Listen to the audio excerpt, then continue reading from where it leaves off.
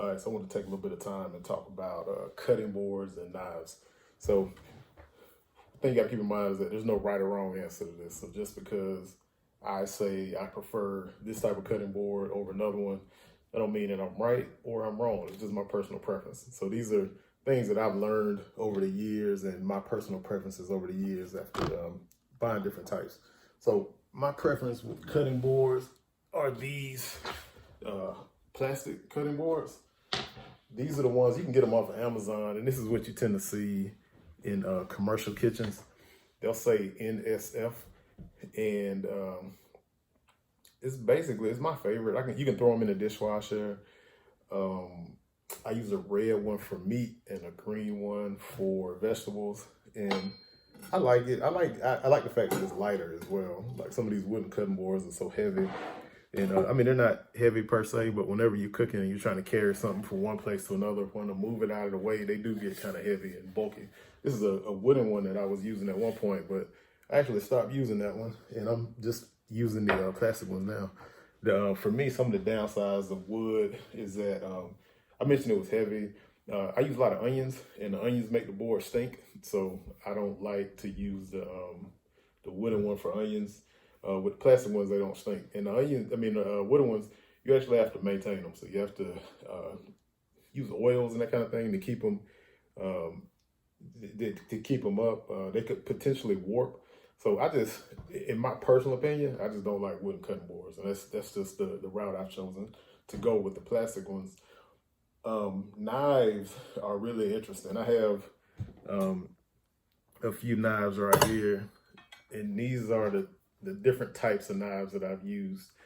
And the funny thing is I've used this knife right here for way too long. I got this knife in probably 1999.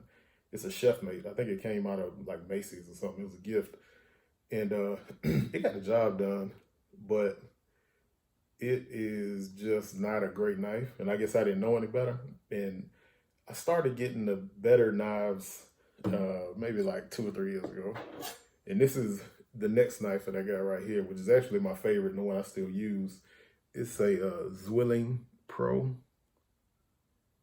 It's a Zwilling Pro knife. It's a chef knife, and this is an 8-inch chef knife. And to be honest with you, you could probably do the majority of what you need to do with this chef knife right here. This is another type of knife that I bought, and I actually just kind of got caught up in buying knives for a little bit.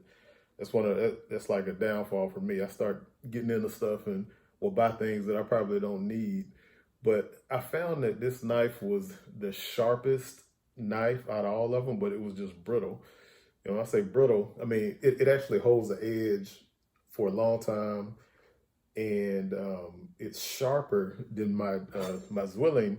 The problem is it's so brittle. So I've chipped the edge of this knife probably 3 times, and it was just doing stupid stuff like washing dishes. I'll wash it and shake it to get some of the water off, and it'll hit the faucet, and then it chips.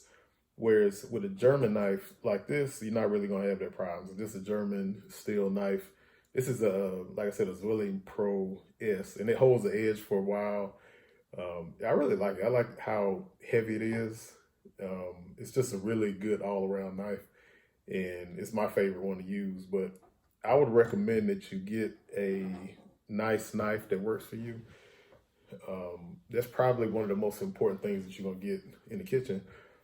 And don't get caught up in buying the knife set. So if you're like me and you kind of had a struggle knife like this for 20-something years and you're ready to upgrade, you may want to go buy like the whole knife set, and I would encourage you not to do that.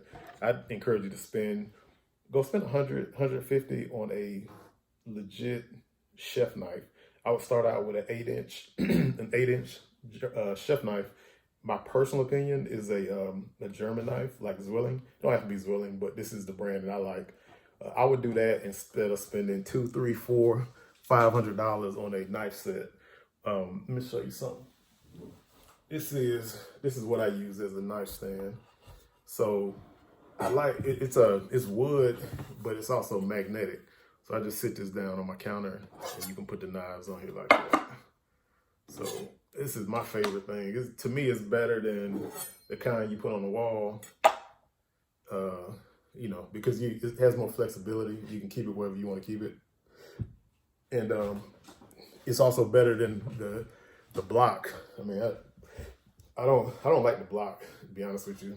I like this right here because it's so flexible. Like if I find myself not using a certain knife, like if I don't use this one anymore really, so I can put a fillet knife right here or something like that. But definitely stay away from the larger sets, because unless you're doing a whole lot of different types of cooking requiring different types of knives, you're not really going to use all those knives, but you're going to spend a whole lot of money on it. I would invest in just a really good chef knife. You just start out with that, and as you find yourself having a need for different types of knives, you can upgrade at that point.